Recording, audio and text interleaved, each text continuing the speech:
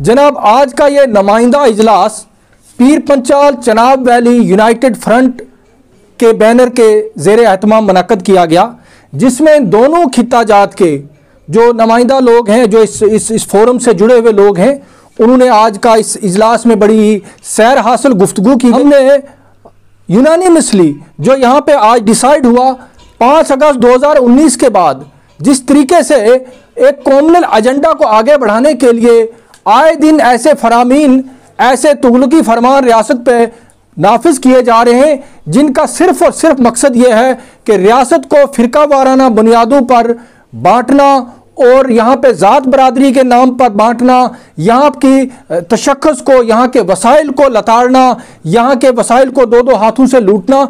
हम इन सारे इक़दामात की मजम्मत करते हैं। और आज का ये जो इजलास जो बतौर ख़ास, जो हमने पहले बताया, पीर पंचाल और चनाब वैली मुत्तहिदा महाज या यूनाइटेड फ्रंट के ज़ेर एहतमाम हुआ है, और इन दोनों खिता जात की एग्जिस्टेंस और वजूद को इस वक्त जो खतरे में डाल दिया गया है।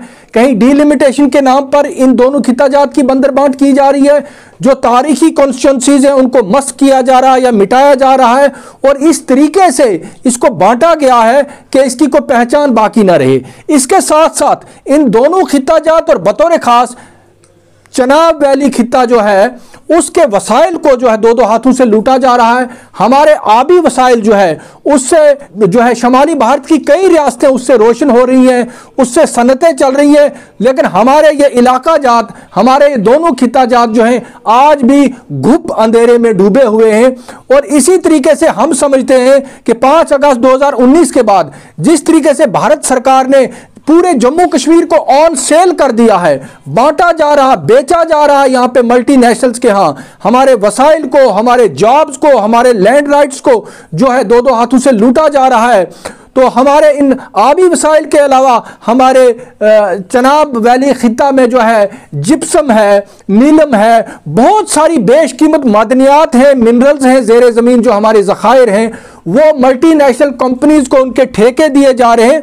और सबसे ख़ास बात ये ऐसा नहीं कि हमारे आबी वसाइल से जो बिजली तैयार की जाती है उससे हमें महरूम किया जाता है, और अगर कुछ थोड़ा बहुत अशरे अशीर हमें वो बिजली लौटाई दी जा रही है तो उसका जो है हमें भारी कीमत अदा करनी पड़ती है, और उसके जो जॉब्स जनरेट हो रहे हैं वो भी गैर रियासती बाशिंदों को दिए जा रहे हैं। यहाँ पे बेरोजगारी है, गुर्बत है, और हम लोग जो है मफलूकुल हाल है। तो लिहाजा कुल मिला के ये जो एजेंडा है, और इन दोनों खिता जात को हम ये समझते हैं कि इनको एक नौआबादियाती सिस्टम की तरह ट्रीट किया जा रहा है, इनको एक कॉलोनियल ट्रीटमेंट दिया जा रहा है। और आए दिन जम्मू में कुछ पॉलिटिकल लोग, कुछ सियासी जमातें जो अभी हाल ही में मार्ज़े वजूद में आई हैं, वो बार बार डुगर प्रदेश की बात करती हैं, और वो कहती हैं कि किश्तवाड़ पाडर से लेकर मंडी पुंछ तक जो है ये इसको डुगर प्रदेश बनाया जाए। और हम उस चीज़ की भी मजम्मत करते हैं। हम रियासत को जो है सेकुलर बुनियादों पर, हम रियासत के तशक्कुस के साथ, रियासत की वहदत के साथ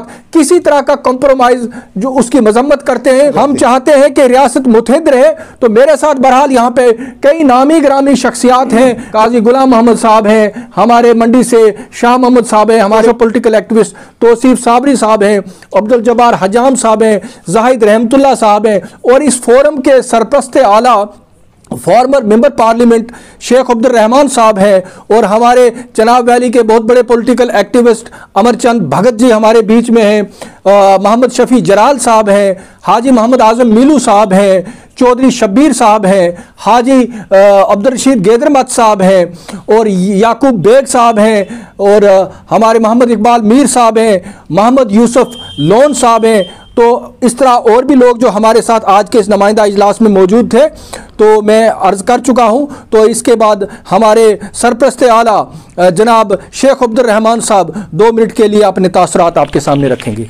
जो आज फैसले हुए हैं, एक तो इस तहरीक को अवामी बेदारी के लिए और मुनज़्ज़म करने के लिए तहरीक चलाना ज़रूरी है। उसमें यूथ की ज़्यादा हिमायत हासिल करने की ज़रूरत है, यूथ विंग बनाने की ज़रूरत है, और उसके साथ ही जो फ़िरकादाराना बुनियाद पर जो डिलिमिटेशन कमीशन की रिपोर्ट जो प्रपोज़ल आया है उसकी हम मुखालफत करते हैं। हम दफ़ा 370 और जिस तरह की तब्दीलियाँ हिंद में की गई हैं उनकी मजम्मत करते हैं और उनको फ़ौरन वापस लेने की मांग करते हैं। अमरचंद भगत जी हैं चनाब वैली से, इस फोरम के बहुत ही सरगर्म रुकन हैं, उनसे मैं अर्ज करूंगा कि 1 मिनट के लिए। मैं इस फोरम की वसादत से यही अर्ज अपील करना चाहता हूं दोनों खित्ताजात की आवाम से कि वो बढ़ चढ़ कर इस मुहिम में आ जाएं, इस इत्तेहाद का एक हिस्सा बने।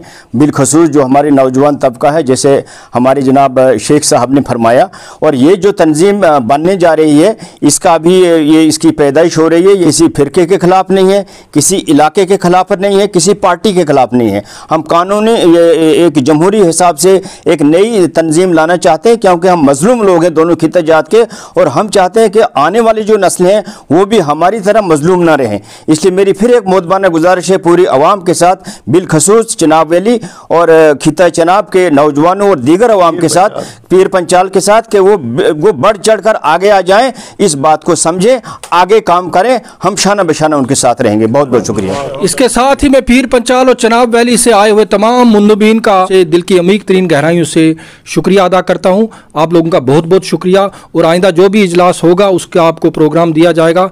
बहुत बहुत शुक्रिया।